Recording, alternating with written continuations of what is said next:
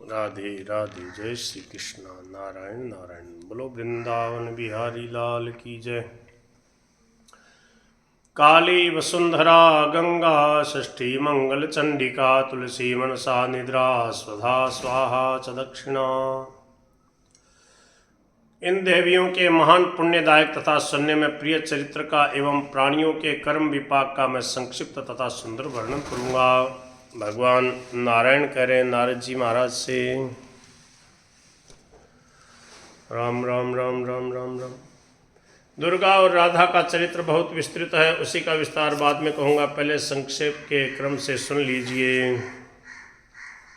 हे मुनि श्रेष्ठ, सर्वप्रथम श्री कृष्ण ने सरस्वती की पूजा आरंभ की, जिनकी कृपा से मूर्ख भी विद्वान हो जाता है। सबसे पहले भगवान श्याम सुंदर श्री कृष्ण ने सरस्वती मैया की पूजा प्रारंभ की। जब देवी सरस्वती कृष्ण वल्लभा राधा के मुख से प्रकट हुई, तब उन काम रूपा कामिनी ने श्री कृष्ण को काम भाव से प्राप्त करने की लालसा की।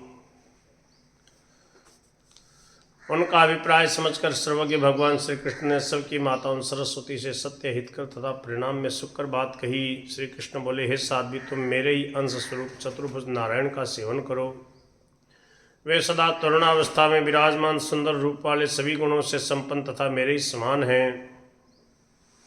वे कामिनियों की कामनाओं को जानने वाले तथा उनकी कामनाओं को पूर्ण करने वाले हैं। करोड़ों कामदेवों के समान सुंदर हैं और लीला में अलंकारों से अलंकृत हैं तथा ऐश्वर्य से संपन्न हैं। हे कांते, मुझे पति बनाकर यदि तुम यहाँ रहना चाहती हो तो मुझसे भी अधिक बलवती राधा यहाँ है, अतः तुम्हारा कल्याण नहीं होगा।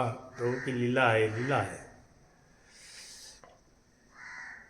जो मनुष्य जिससे बलवान होता है उससे तो दूसरे प्राणी की रक्षा करने में समर्थ है, किंतु यदि स्वयं सामर्थ्य रहित है तो दूसरों की रक्षा कैसे कर सकता है। सबका ईश्वर तथा सब पर शासन करने वाला मैं राधा को रोक पाने में असमर्थ हूँ, क्योंकि वे तेज रूप तथा गुण में मेरे ही समान है। किन्हीं भी पुरुषों के लिए कोई पुत्र क्या प्राण से अधिक प्रिय हो सकता है? अर्थात नहीं। वे राधा तो मेरे प्राणों की अधिष्ठात्री देवी हैं, तो फिर उन प्राण रूपा राधा को छोड़ने में मैं कैसे समर्थ हो सकता हूँ। हे भद्रे, तुम वैकुंठ लोक जाओ, तुम्हारा कल्याण होगा। उन्हीं ऐश्वर्य संपन्न विष्णु को पति बनाकर दीर्घ काल तक सुखपूर्वक आनंद प्राप्त करो। लोभ मोह काम क्रोध मान और हिंसा से रहित एवं तेज रूप और गुण में तुम्हारे ही समान उनकी पत्नी लक्ष्मी भी वहाँ है। उनके साथ तुम्हारा समय सदा प्रेम पूर्वक व्यतीत होगा और विष्णु भी तुम दोनों का समान रूप से सम्मान करेंगे।